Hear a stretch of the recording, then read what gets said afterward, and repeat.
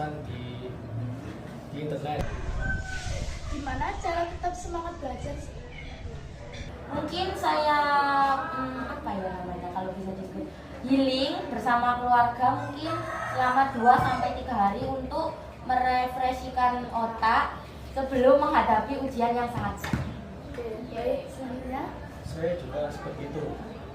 Dalam 1 minggu sebelum TKA saya healing juga, tapi hanya 2 hari saja.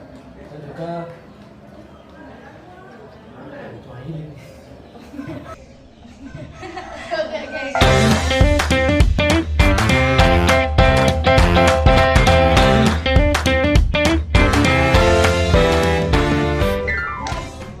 Hari ini kita kedatangan tamu spesial, yaitu dari siswa-siswi SMP Negeri 1 Sukos. Di sini kita bakal bahas sesuatu yang berhubungan dengan kehidupan belajar. Yap, apalagi kalau bukan TKA. Mulai dari cara belajar yang efektif, pengalaman kita menghadapi TKA, sampai tips biar nggak panik pas ujian. Bersama saya dan teman-teman di sini, kita akan mengelupas semuanya dengan seru tapi santai dan relate banget sama kalian semua. Jadi stand di sini terus ya.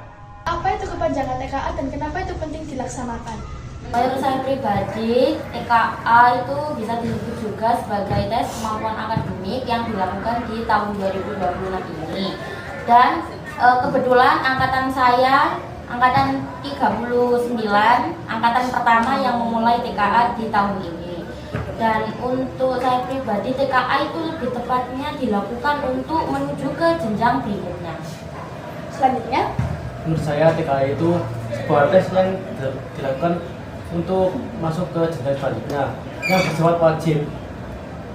selanjutnya, Menurut pendapat saya pribadi, TKA adalah sebuah tes kemampuan akademik yang digunakan untuk menilai kemampuan akademik para siswa sebelum memasuki jenjang selanjutnya, dan nilai tersebut digunakan untuk memasuki jenjang berikutnya.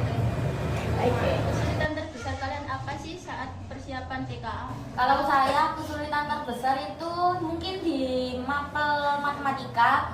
Seperti saya itu mau belajar mengenali rumus atau apapun tentang matematika.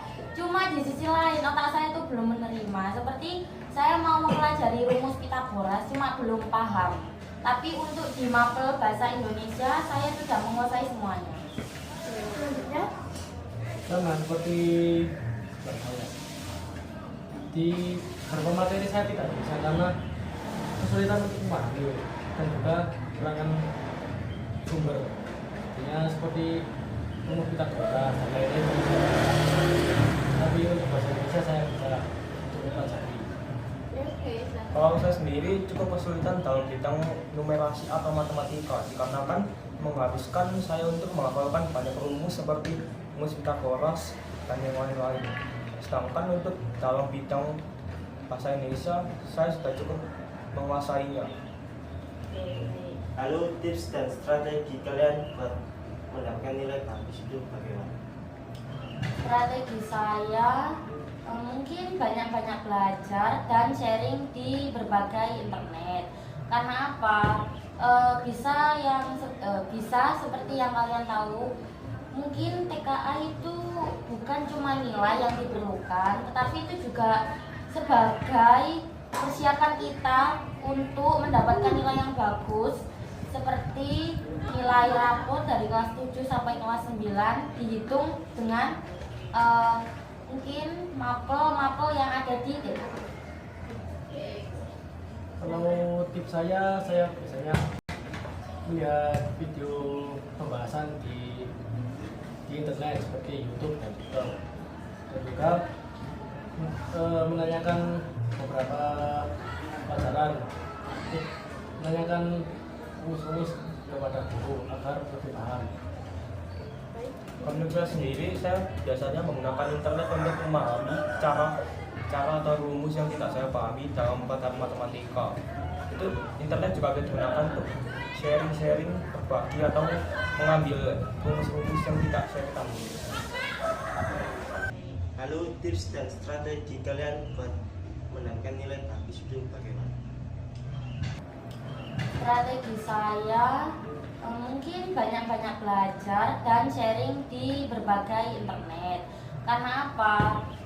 Bisa seperti yang kalian tahu, mungkin TKA itu bukan cuma nilai yang diperlukan, tetapi itu juga sebagai persiapan kita untuk mendapatkan nilai yang bagus, seperti nilai rapor dari kelas 7 sampai kelas 9 dihitung dengan mungkin mapel yang ada di TKA.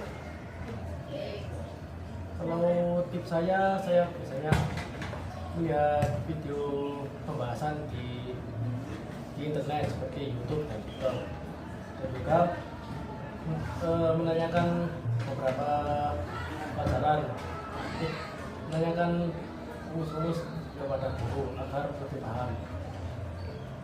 Menurut saya sendiri, saya biasanya menggunakan internet untuk memahami cara atau rumus yang tidak saya pahami dalam pelajaran matematika. Itu internet juga digunakan untuk sharing, berbagi atau mengambil rumus-rumus yang tidak saya ketahui. Gimana cara tetap semangat belajar sih?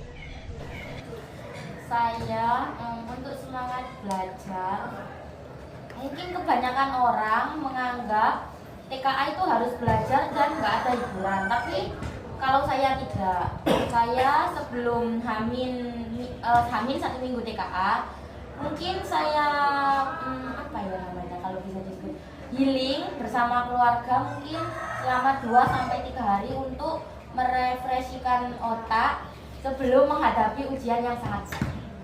Baik, selanjutnya. Saya juga seperti itu. Dalam 1 minggu sebelum TKA saya healing juga, tapi hanya 2 hari saja. Dan juga cuma healing. Oke, selanjutnya. Kalau saya biasanya itu sebelum belajar kalau saya biasanya itu belajar sambil mendengarkan lagu agar tidak merasa pusing atau terbebani dengan rumus atau pelajaran yang ingin saya kuasai. Apa motivasi kalian buat teman-teman yang melihat video ini biar nggak malas belajar? Teman-teman, jangan jadikan TKA sebagai beban untuk menuju masa depan, tapi jadikan pembelajaran itu sebagai syarat untuk menuju ke masa depan berikutnya. Motivasi dari saya, belajar itu bukan soal pintar atau enggaknya, tapi soal mau berusaha atau enggaknya. Selanjutnya, Menurut saya, belajar itu suatu hal yang bukan menjadi kewajiban, namun bagus untuk dilakukan. Tapi jika Anda sedang menghadapi sebuah ujian yang susah untuk dilakukan seperti TKA ini, menurut saya wajib untuk dilakukan di sela-sela kekosongan.